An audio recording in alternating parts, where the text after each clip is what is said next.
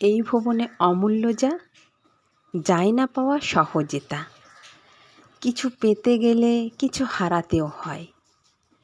তুলতে রক্তগোলাপ কাঁটা হাতে বিঁধবে না, তা কি হয়?